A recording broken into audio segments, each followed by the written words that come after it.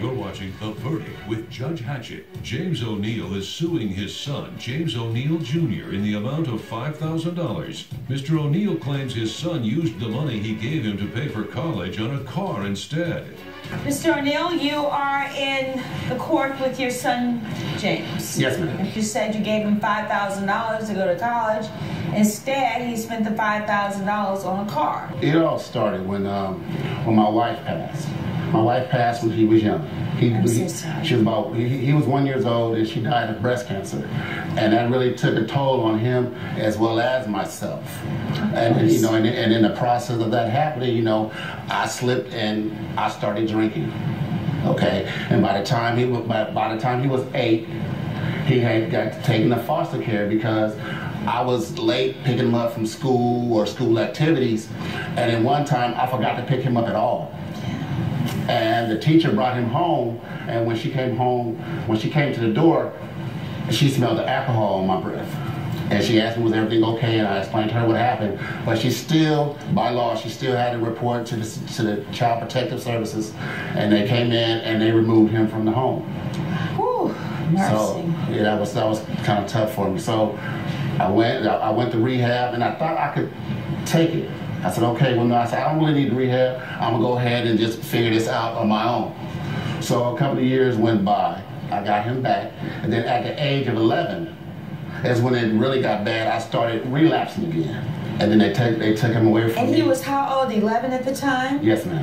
And they took him the second time? Yes, ma'am. And so I finally got into a rehab program. I got all the tools that I needed to make sure I was ready to take on another human being besides myself, because I had to get myself clear before I could take care of my son. With the case of James O'Neal, who is suing his son, James O'Neal Jr., for $5,000. Tell me more about that, Mr. O'Neal. Well, come his senior year, we started talking more about what he wanted to do after graduation. So he told me he wanted to go into engineering school because he wanted to be an engineer. So I said, okay, let's look around and find out what schools are, what schools fit you.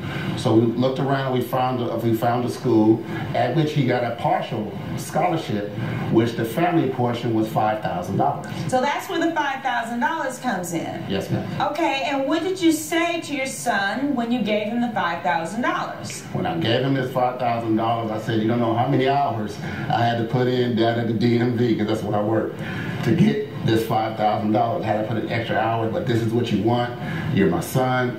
Here's a check for $5,000. Go and be the best engineer you can. Is that what your dad said? To paraphrase it, something like that. He wasn't as passionate now as he was then, but he did give me the $5,000, and I did drop out of school. Why? Because once I started working, and I bought a car with the $5,000, I realized that school wasn't for me. And so, Mr. O'Neal, I'm going to give him a chance to get back in school, honor the commitment that he took the $5,000 for. And he looks like he's doing a balance of school and work. Then I think we ought to just leave him alone and let him go on and do it, and not insist that he pay you the $5,000 back. I understand that, Your Honor, but it wasn't really about the money. I know it wasn't. I know it wasn't. I just wanted him to get the help that he needed, and if it was bringing him to court to talk to a judge to get him the help that he needed, then that's what I'll do. I'll give him whatever I have. I give him the shirt off my back. It don't matter. Where was that 10 years ago? When I was going through high school trying to become a man, and actually, I had to learn how to be a man through somebody else, through another family. James, and I know this is tough. Honest to goodness. I know this is really tough on you, but your dad's trying. And I can't fix yesterday or the year before or any of that. I can't go back and fix it. I'm just trying to help you all fix it going forward. Does that make sense? I mean, can you all at least have some reconciliation in this courtroom before we leave today? Because I'm getting ready to wrap.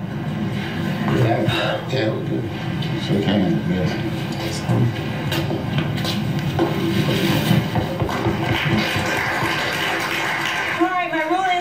For the next 6 months. If nothing further, we'll stand adjourned. All rise. Judge Hatchett has ruled. The case has been suspended. Son, I just want you to go back to school so you can have all the opportunities I didn't have. I'm going to listen to the judge, but you have to understand that I have a plan.